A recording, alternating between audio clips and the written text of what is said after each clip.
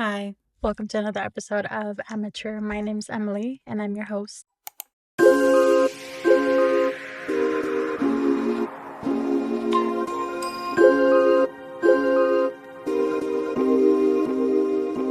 Okay, so in my last episode, I briefly touched on the feeling of imposter syndrome and fear and how that's showing up now that I'm unemployed and decided to become a full-time, temporarily unpaid artist.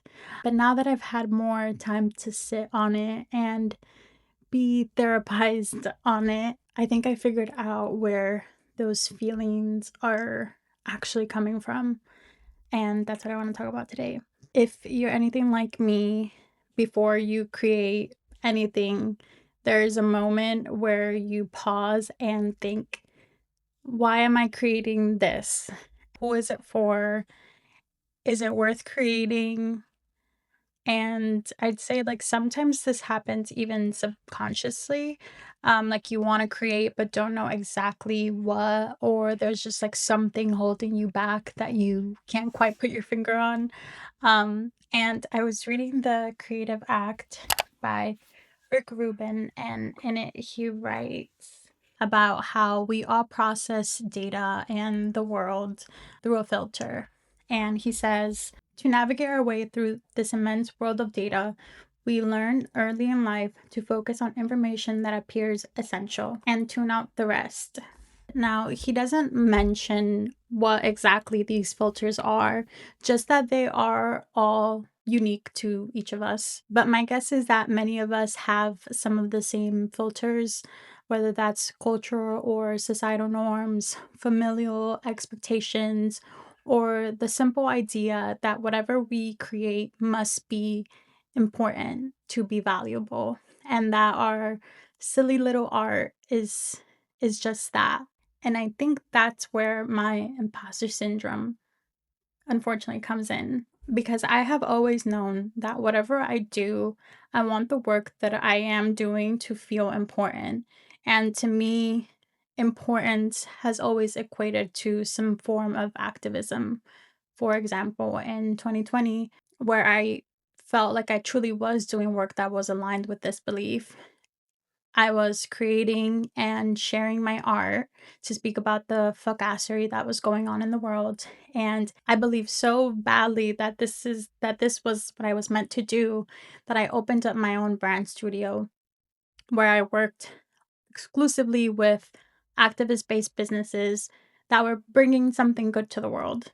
And 6 years later, I continue to believe that as long as I'm doing important work, I will be happy, up until the point where I quit my job and I actually started to dread the idea of having to go back to my brand studio and take on more clients, because I realized that that work was like, although my beliefs and my values have not changed at all, this type of work is no longer fueling me. And that was a really hard pill to swallow, because if I want to do important work, but not in the way that I have always believed important work should look like, then what do I do?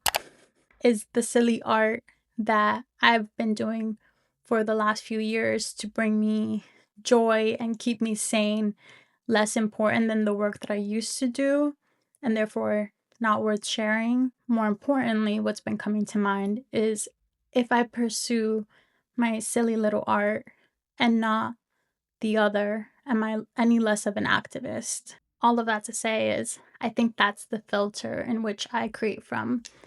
And that's the thing that stops me from turning ideas into art, because if my silly little ideas aren't going to change the world, then yeah, what's the point of bringing it to life? And maybe for you, your filter isn't whether something is a form of activism. Perhaps it's like, is it profitable? Or is it impressive? Is it on trend?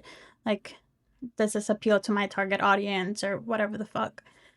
I think that most of us are carrying definitions of what our art is supposed to be, and are just quietly grieving the art that we actually want to make because it seems unimportant. But what I'm starting to learn is that the work that typically ends up mattering to other people is usually work that was never engineered to matter. It's work that someone made because they had to, because they couldn't afford to not do it. I don't know if that makes sense. Like, imagine if every time Sylvia Plath sat down to write about wanting to end it, she considered that there might be people that would read her work. What if she felt the need to offer a disclaimer or to offer something insightful about what depression means, or something educational, something more of value?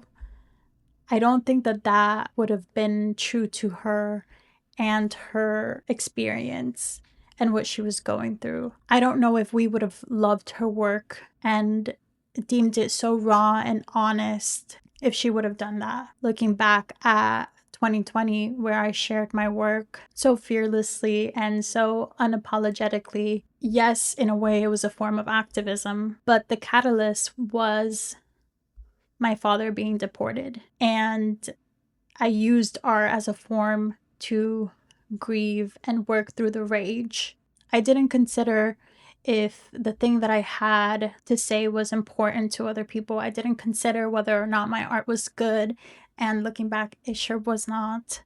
But I still posted it. And it's almost like my filter decided at that point in time that fear wasn't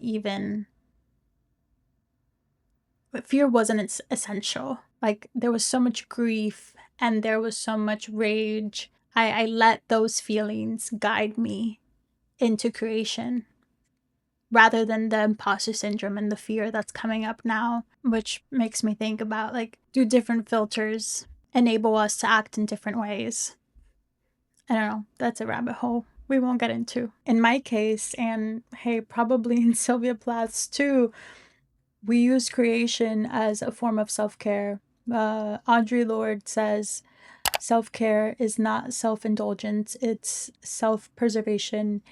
When we filter our creativity through the lens of, is this important work, and then set a arbitrary definition to what important is, we water ourselves down. We're undervaluing the power of the creation process in itself. There's this quote by Yumi Sakugawa where she says, creative expression is not just the actual work you create, but the person you become and the life you live as you become a person who is devoted to the ongoing practice of creating work and sharing it with the world. And I think that's where the true value of our work lies, whether or not it's helping us get closer to the person that we want to be, and simply whether or not it's helping us move through life more easily.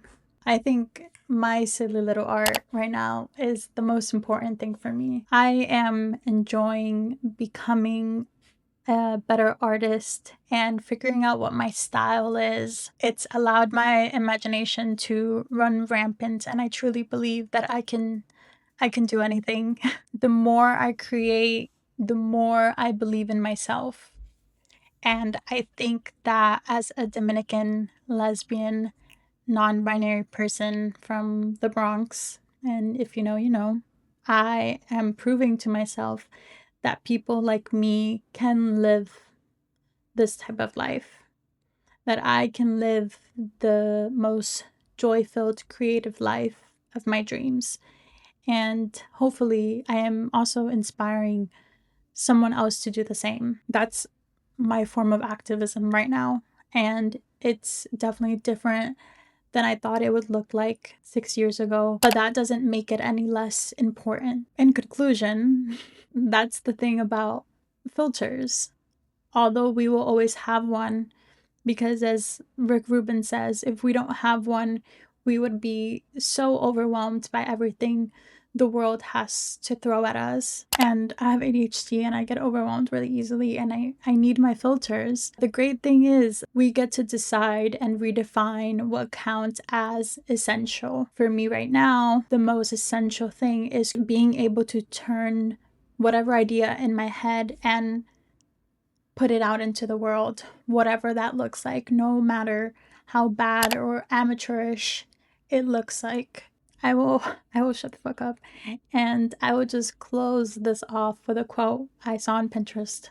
I don't know who it's from, I'm so sorry, but it says, "The artist doesn't create for approval or validation. The artist merely expresses what their heart wants to purge." And that's all I have for today. Thank you so much for listening, and I'll talk to you soon. Bye.